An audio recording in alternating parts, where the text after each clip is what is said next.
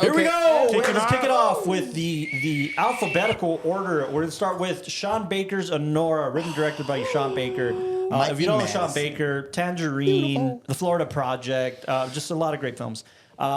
This film stars Mikey Madison, Mark, Adelsheltine. They're both Russian actors. I don't know. And Yuri Borisov. You killed that. Awesome. Mikey Madison, I learned today on a podcast. Shout out to Scott Feinberg, to the Fine. What happened? Mikey Madison, Mikey's short for Michaela. Wow. Michaela. So she just says Mikey just always stuck, and that's been my nickname. Nice. Anora is nominated for has 6 nominations this year. Best Picture, Best Achievement in Directing, Actress in a Leading Role, Actor in a Supporting Role, Best Original Screenplay, and Achievement in Film Editing. It's also important to note that Anora has won the Palme d'Or at Cannes, the highest prize you could possibly get at Cannes. That, yeah.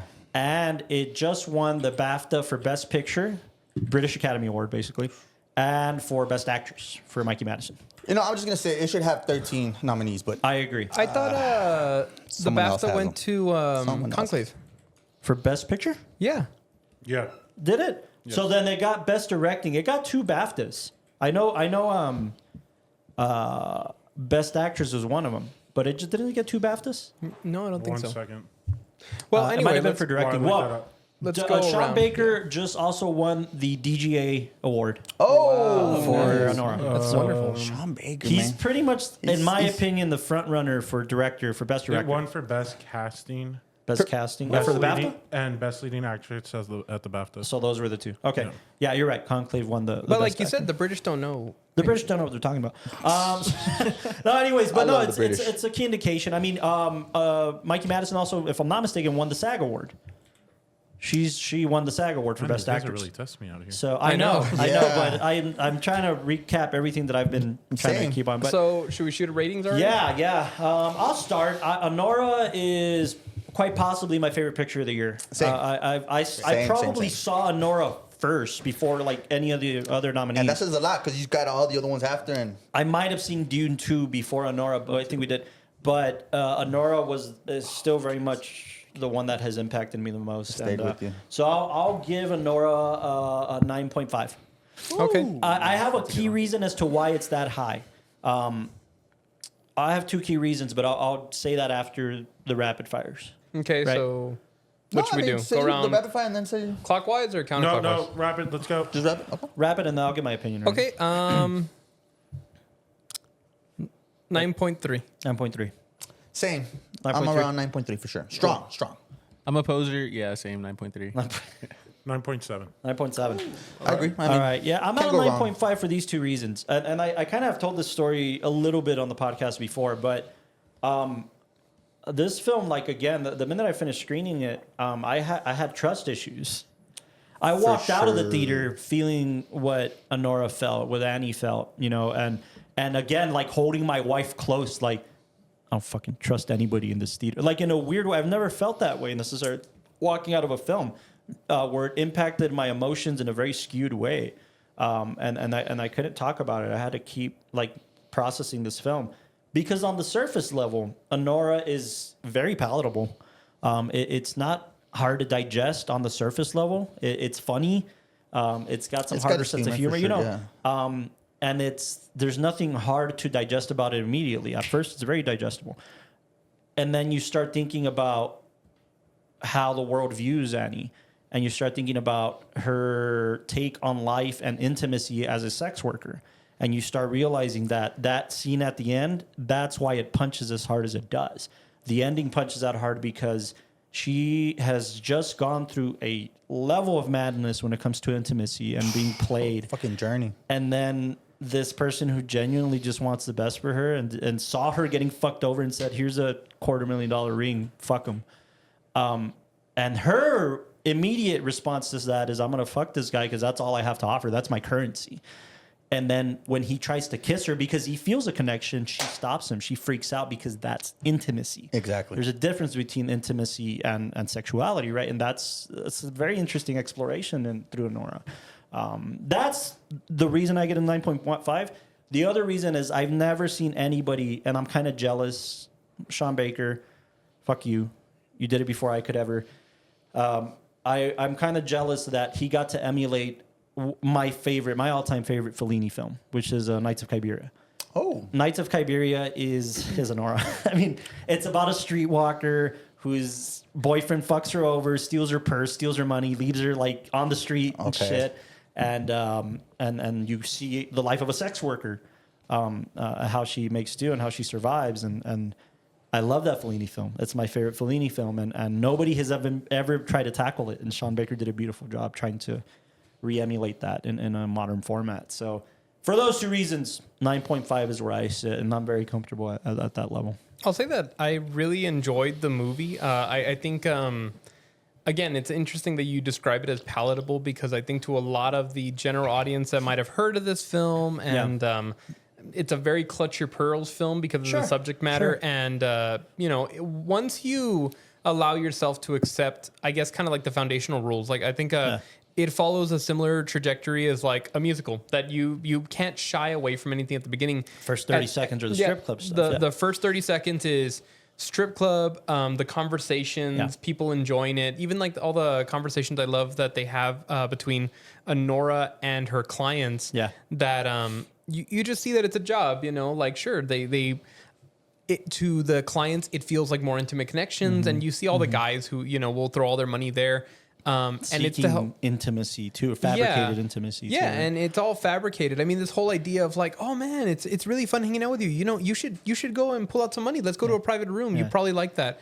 And it's this whole thing that there's no real connection there. It's intimacy, and through that world, once you're thrown into it, then you can start empathizing with her character, and you can start going through the rest of the journey and all the ups and downs of this guy, and how he's going to take her away from this world and give her something else. But it still in the montage shows you a lot of moments where they have a lot of fun, but then instantly after have sex. And it's this weird kind of like, that's all she's paying back with. Yeah. And it doesn't come to its full, antithesis till the very end, where you realize that that's how she's been living life. Even with the Yvonne character, right? The Vanya character, when there is some intimacy starting to like come out the cracks, it's when they're talking about getting married. Right? Yeah. And that freaks her out. She's like, fuck off. Don't be an asshole. Yeah. Don't offer me something that I never thought I could get because of my profession or because, she flinches very easily. And then that ends up becoming about 3 or 4 carats. There's no intimacy factor. There's no love factor. True. Yet. Yeah. I agree. I think that's very interesting. I also think that it's there's a flip side of the coin when you look at is it Ivan or Ivan? Or Vanya. His real name is Vanya, but he's like, call me Ivan. Yeah. Well, I'll say Ivan's character. To him, money is always just a thing to throw away. Like he can spend it on whatever. He can get whatever he wants.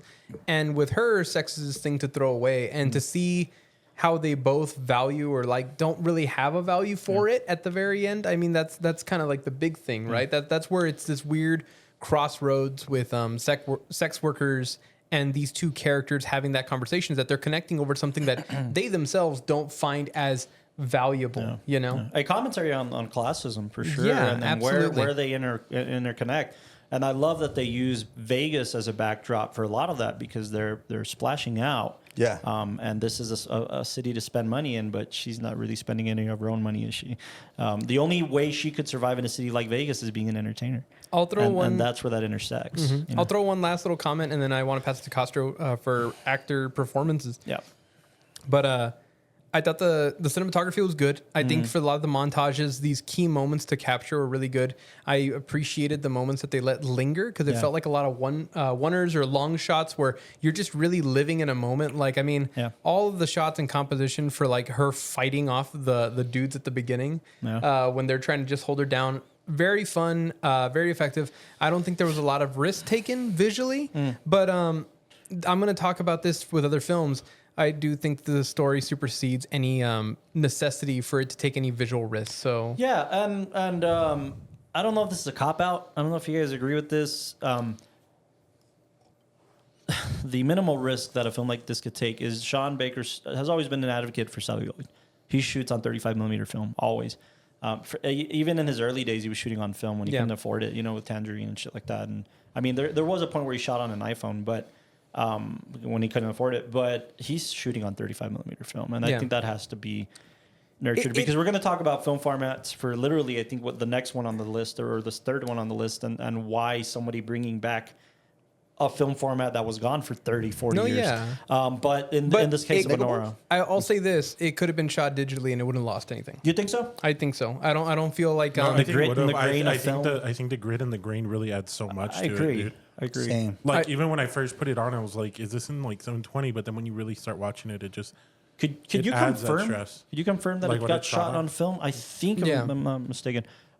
Castro, actors. What do you think Performances. of performance? I feel like this is a big challenge for an actor, at least from my limited perspective, just because of all these like scenes where actors are put in a very like sexual situation. I mean, this is the reason intimacy coordinators became invented. But what yeah, did you think of the coaches and stuff. performances? Really and- quick. Yeah, I got shot on 35 millimeter. Kodak 35 or Yeah. Well, you guys touched on a lot of things that make this film so great. But one of the things is Mikey Madison, I think she just dives deep into this role, which is amazing, right? head first. Yeah. Yeah. I like Sean Baker's decision of like making this feel unfiltered about sex workers, right? It's risky in the way that it could offend some people who Yeah. could be looked in the right light and in the wrong light. But I think she did such a great job. The cast and crew don't get enough love. I think they did pretty good. What do you mean? What do you mean? Like the rest of the cast? Yeah. You don't really hear about them. You just hear about her and the other guy. I agree. I agree on had that, I had an argument, Guster, and I want to get your take up on this. I had an argument. Oscar, if you're watching, fuck off, because I still think you're wrong. When he saw Nora, when we talked about the performances, he's like, it was fine. He's like, it's not a bad film. It's a good film. He's like, it was just whatever. Or like, it was just like a fine film. But we got to a point where I was like, he said, like, I didn't like the mom character, Vanya's mom. And they said, you're not supposed to like her. Yeah, That's kind of yeah. the idea, is you're supposed to really think she's a bitch. Did he get that? I mean, he got that. I'm sure everybody gets It's that. a- yeah. But this actress very much delved into the role. And the dad character, too, I thought was cast perfectly. Yeah. How do you feel about the unlikable character? The actor has to really... I think I've been asked this a lot, Yeah. and I don't know. Like me personally, I've turned down some roles where I'm just the unlikable person because I don't want to get typecast into that role. But I mean, as an actor, I really do admire somebody that goes into that role and does that. I mean, I also you're think gonna be unliked, and a lot of people that don't know film are gonna think that's you. That's you. no, and you need those two and- characters, because later on Ivan is going to try to weasel out of his way or the situation. But not only is he going to try to weasel out of the situation, you have to justify why he acts the way he acts that leads Nora to believe that she's going to be rid of this life. Yeah. And having somebody like the father Just character who just sits back and is almost like he's too understanding, even Yeah. though he's trying to be upset and stern. The mom's the enforcer. The mom's the one who Yeah. like says, I will punch down a building and make it shut down completely if it means that I can like get what I need for my son and all that kind of stuff. Yeah. But in a very like I guess brutal way. Yeah. In a very like punishing way. Yeah. So you need those two characters there, and you need You them to have- be unlikable, Yeah. and you need them Yeah. to be Yeah. the mom and dad figures that Ivan's like, fuck my parents. You And know? not just that, but like you also get Ivan's character make a very big boy decision, a very natural, like, I don't care, because if I lose out on all my family money, I'm still like, fuck my parents, they suck my dick. Literally, that's what Yeah. he says, they could suck my dick. But then you get to a point where the enforcer character, the guy that's looking after Ivan, Yeah. I forget his name, he goes around telling Anora, like, you don't fucking know this kid. I've known him since he was a kid. You see that room with the stars on the wallpaper? That's his room. He's fucking you in his parents' room. He's not a big boy. He's a stupid little kid. You don't understand. And you don't see that until after the annulment. Yeah. You see him turn into this child when he sees his mom. Oh, is that from the new collection? Oh, mommy. And he just totally goes under her shell. Yeah. It's very interesting to see that. And kudos to that actor too. I think his name Yeah, I was was trying- Mark. Yes. He played that. Both of amazing. them did, especially all the other two, the mom and dad. Yeah. Also, But, like the casting choice was good because you needed an actor who was going to be able to look young enough to fall into that little boy moment. I didn't even think about but that. also It's, look old enough that Sorry. No, the name is Karen Karagolian. That's who played Vanya. No, the guy who played the father who watches over him. Oh, okay. The Godfather, Yeah. I also read that if you will. they actually hired sex workers to have some input in how. Yeah. They did. Mikey Madison actually moved to Brighton Beach, where the film was shot in Brooklyn. She moved like 3 weeks ahead to just like connect with strippers, sex That workers. is- Yeah. Aside from that, she did like 6 months of pole dancing, which is only in the film one time. But Sean that's Baker the decided to commitment. change like from pole dancing to lap dancing, which Right. is the difference. And Anora was like, I trained, dude. Can I have one pole dancing scene? And 6 months, give me one. yeah, right? so, No, but And she knocked it out the park. She really did embody She committed. like the character fully. I mean, I feel like even for us to try to like cast somebody and then to be like, oh, you're a stripper, or like Exactly. Especially those first 20 minutes. It's like, Yeah, it's you're like- gonna be going around a lot of guys. I think Setting. Mikey Madison gives actors hope, young actors, because she's 25, first of all. And she comes from literally doing TV and one Tarantino film. That's her background. That's it. And then she did this. Well, she did Scream too, but she did Scream right after the Tarantino picture. But she was just like she a literally said, guest. "I just did Scream to get out of my parents' house during the pandemic. Like I was just going fucking crazy, and I needed an adventure." I love that. But she did a show for like 6 seasons.